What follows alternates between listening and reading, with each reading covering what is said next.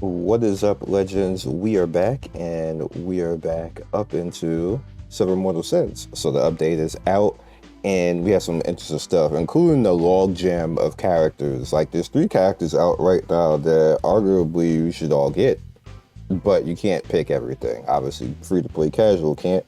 And, alright, so here's what you should do. Keep going. If you don't have Bilal at least to 1+, keep going. Just keep going. I know you see Michael. I know you see all the goodies and everything else. And essentially, Michael is the 5-star replacement of Furka. But only if you can actually get Michael up to a relatively useful point to do that. If you already have Furka at 13+ and can get her to 15+, she's still better overall because of just how much she actually does.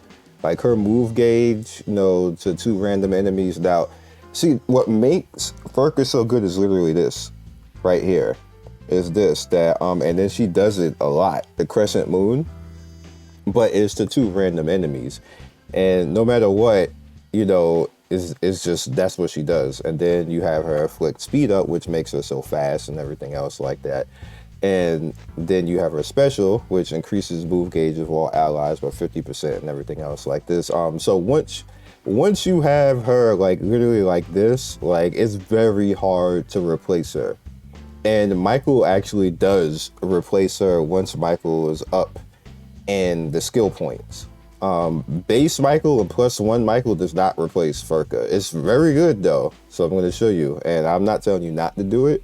If you like her, then, go for her. But as far as what she does, let me show you guys real quick.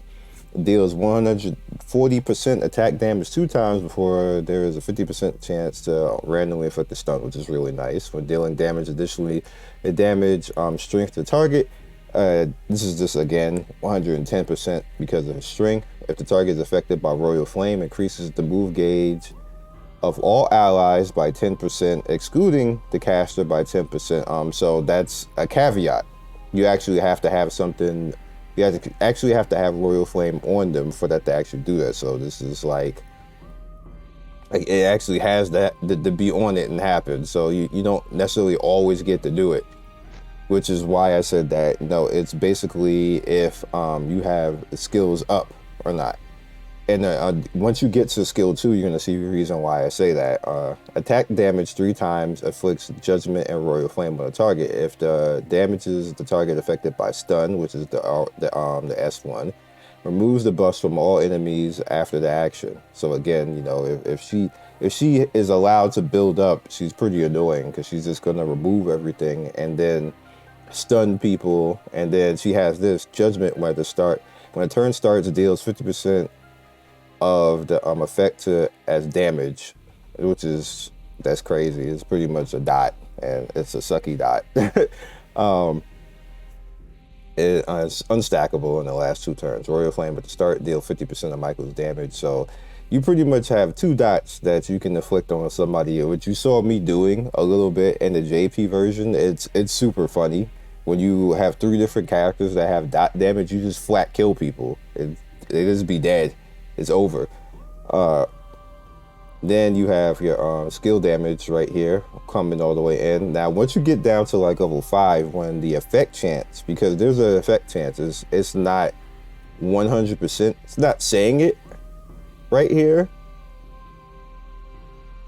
As you guys can see, it's not saying that it has a chance, but it does have a chance. It doesn't always happen. So again, you need her skills up for her to be more effective like that.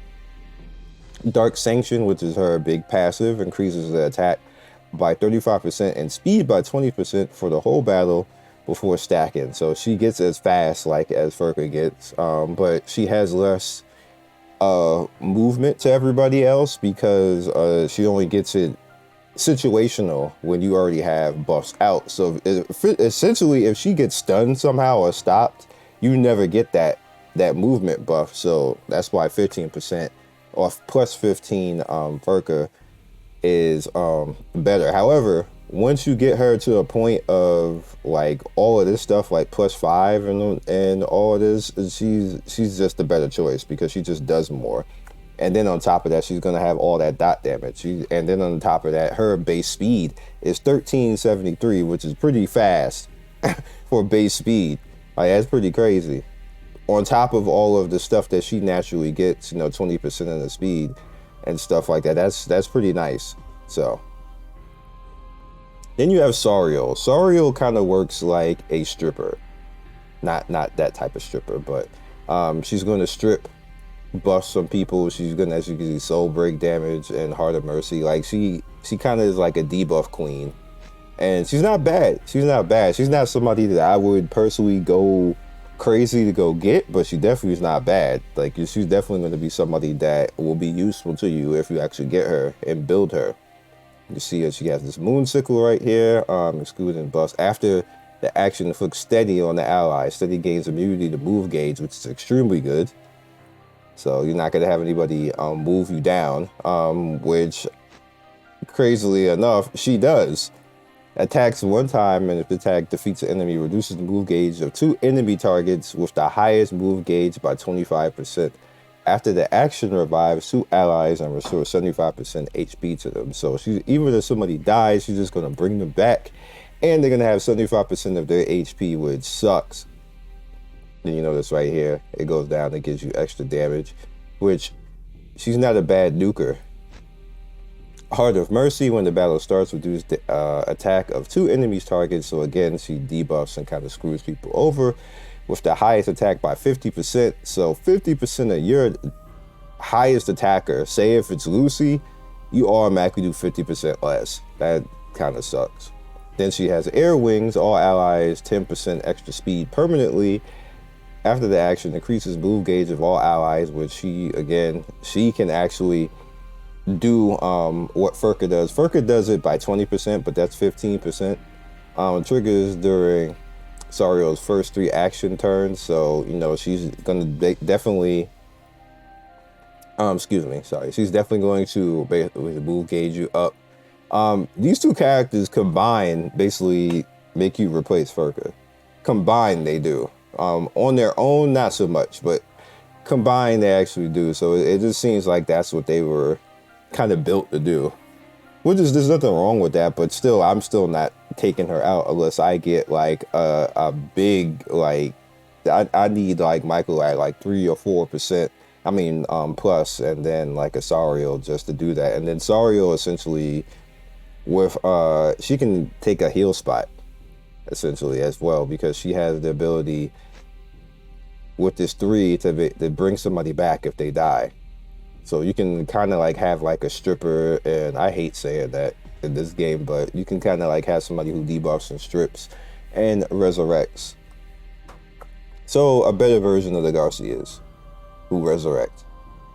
I think it's the Garcias. Yeah, I think it's the Garcias. So yeah, in my opinion, again, I would stick to Bilal until you get her to +1, and then go after Michael as free-to-play casual. Those of you who are whaling, it don't matter. You can do whatever the hell you want to do at that point. Now, as far as the event, Shining Stars, can you get that off the screen? Shining Stars is basically your time to go after the stuff that you want to go after when it comes to getting star shards. And what this does is you basically build up points. It's going to be costly stamina wise, so just keep that in mind. To actually get these particular things right here, it's going to cost you, boy. It's going to cost you. Like, it ain't easy. And over here on the right hand side, these refined crystals allow you to actually randomize enchantments. And you can kind of, if you get something sucky on a really high level of an enchantment, you can randomize it and maybe you get something good.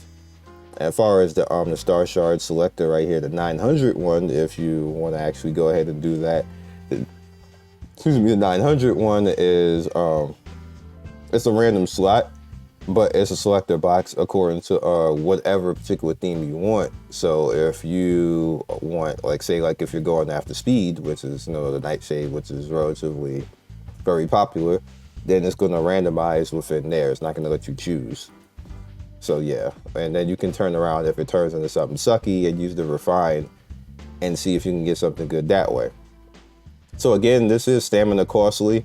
Not as much as other events, but you should be able to eke out some pretty nice stuff if you stick with it a little bit. And that's it for the event stuff and what you get. You get your daily 60 and nothing else.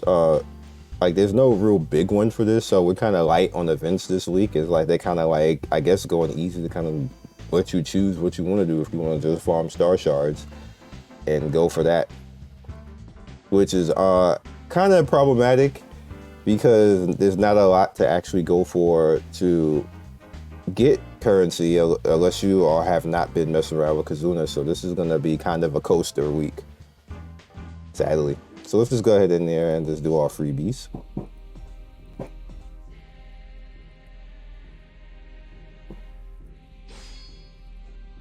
Do get a little bit of currency. I'm messing around with the Star Shard event, which isn't too particularly hard.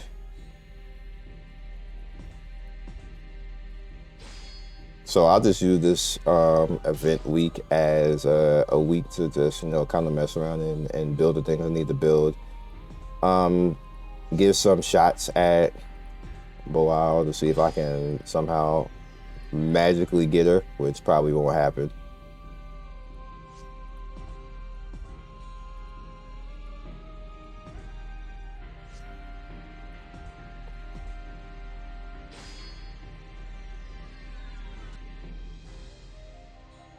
We're gonna need some help from them this week.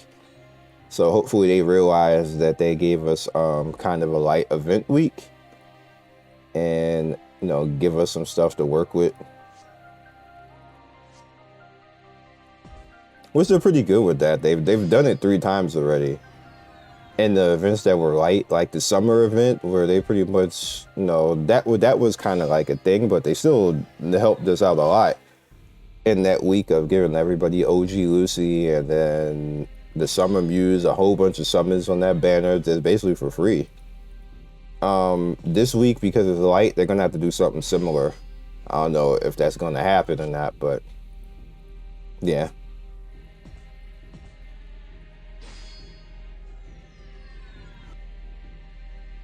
Also keep in mind that you hopefully listened yesterday, so now you have that weekly stamina pack that you can use on getting currency.